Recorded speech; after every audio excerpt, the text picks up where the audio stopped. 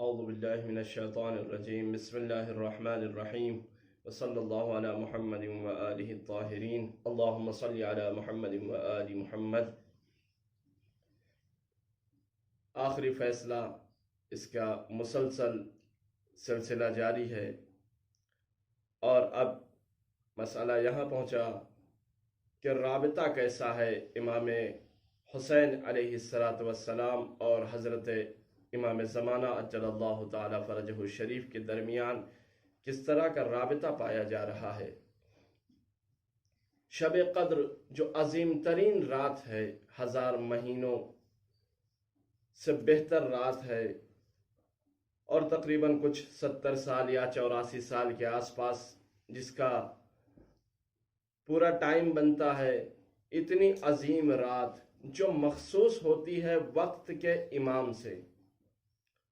حدیث میں آیا ہے کہ صاحب امر کے لیے یہ رات مخصوص ہے، یعنی جو امام وقت ہوگا، وہ ائمہ جو اللہ کی طرف سے منصوص ہیں، اللہ کی طرف سے معین کیے گئے ہیں، وہ جو بھی وقت کا امام ہوگا یہ شب قدر اس سے مخصوص ہے۔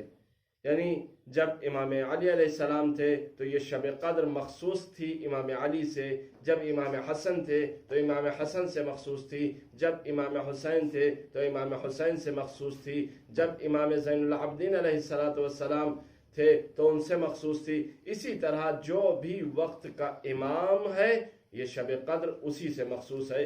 کیوں؟ اس لیے کہ جو تنزل الملائکۃ والروح ہم پڑھتے ہیں تو یہ جو روح یعنی جبرائیل امین فرشتوں کے ساتھ جو اس رات میں نازل ہوتے ہیں، اور نازل ہونے کے بعد پورے سال کے واقعات، پورے سال کی ڈیٹیل، سیکنڈ کی ڈیٹیل، لمحے کی ڈیٹیل، اور ہر جاندار اور مخلوقات عالم کی ڈیٹیل امام کی خدمت میں پیش کرتے ہیں اور عرض کرتے ہیں۔ اس کے بعد امام اس پر امضا اور سائن کرتے ہیں۔ تو یہ کیا مسئلہ ہے کہ کیسی بات ہے کہ جب سن 260 ہجری کے بعد سے یہ رات جو امام زمانہ اجل اللہ تعالی فرجہ الشریف سے مخصوص ہو گئی ہے، تو کیوں ایسا ہے کہ اس رات میں امام حسین کو یاد کرنا اتنا ثواب، اتنی ضروری، اتنا لازمی ہے کہ امام محمد تقی علیہ السلام ارشاد فرماتے ہیں کہ جس نے اس رات امام حسین علیہ السلام کے قبر کی زیارت کی اور زیارت کے بعد 2 رکعت نماز پڑھی، تو وہ اگر پروردگار سے یہ چاہے کہ اسے جہنم سے آزادی دے دے تو خدا دے دیتا ہے، اسے جنت میں داخل کر دے تو کر دیتا ہے، اسے کوثر و سلسبیل کے نعمتوں سے فائدہ اٹھانے کا موقع دے دے تو پروردگار دے دیتا ہے۔ تو کیا رابطہ ہے امام کا، یعنی امام حسین علیہ السلام کا امام زمانہ سے؟ تو اب یہ رابطہ تو آگے انشاءاللہ بیان کرتے رہیں گے آپ کی خدمت میں۔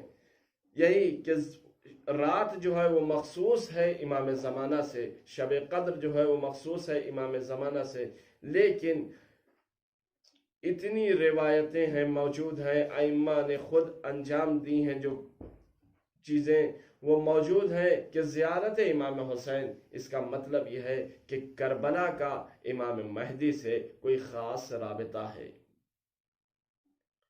اس کو دعائے ندبہ کے ذیل میں انشاءاللہ اگلی قسط میں آپ کی خدمت میں عرض کریں گے۔ امام فرماتے ہیں کہ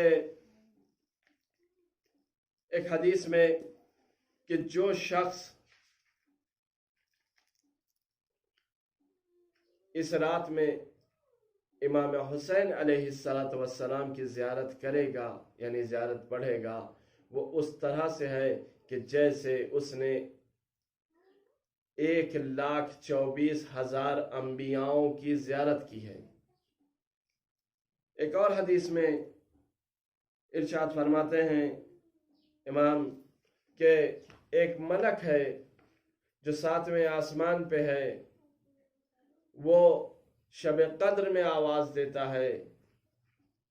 और 10वें इमाम से ही यह हदीस है कि एहतिमालन यानी शायद 23 की रात शब कद्र की रात है, शब 23